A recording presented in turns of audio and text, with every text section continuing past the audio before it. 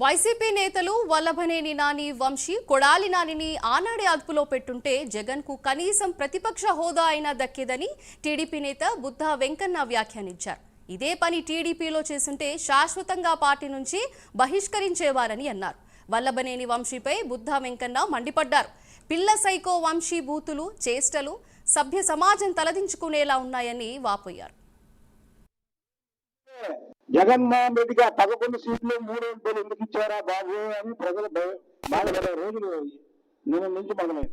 నేను చెప్తున్నా, వాళ్ళని ఒక్క రాజ్యసభ సీటుకి క్యాండిడేట్ని పెట్టుకునే పరిస్థితుల్లో, ఒక్క ఎమ్మెల్సీకి క్యాండిడేట్ని పెట్టుకునే పరిస్థితుల్లో తెలుగుదేశం పార్టీ నీలాగా ఎంసీ ఏమి చేర్చుకున్నట్టుగా డోర్లు ఎత్తితే నువ్వు తప్ప నీ పార్టీలో మిగిలేవారు కూడా లేదు. నీ పార్టీ పరిస్థితి అది. ఇవాళ నీ పార్టీ మునిగిపోతున్న నావ కాదు, మునిగిపోయినటువంటి నావ.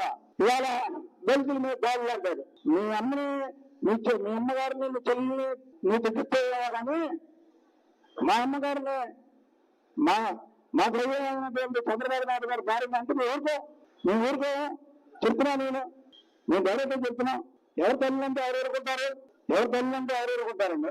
జగన్మోహన్ రెడ్డి ఫ్యాక్టరీ నిన్నటితో క్లోజ్ అయిపోయింది. ఈ రాష్ట్రంలో ప్రజలు జగన్మోహన్ రెడ్డిని బహిష్కరించారు. నువ్వే 100 చదువుకొని ప్రజలు నిన్ను ఎక్కడి నుంచి పనులు కొట్టేదా ఉండకుండా నువ్వు బంధువులు తేలెత్తుకో. నీ పార్టీ ఎలాగా దుకాణం వేస్తాడు. ఎప్పుడైతే నేను అంశానికి సపోర్ట్ గా యాక్చువల్గా మాట్లాడేది యాక్షన్ అయిపోయింది. చంద్రబాబు గారు దారిని భువనేశ్వరి గారిని వంశీ మాట్లాడాడు. ఆ రోజు నేను నాకు కోసంటే మాత్రం అంశకి నీకు ప్రతిపక్ష హోదా దక్కిందో లేదో మళ్ళీ ఇంకోసారి చెప్తున్నా. కానీ నువ్వు చేసిన పెద్ద పొరపాటు. అదే చంద్రబాబు గారు నీ స్థానంలో ఉంటే జీవితం అంతా సస్పెండ్ చేసేది.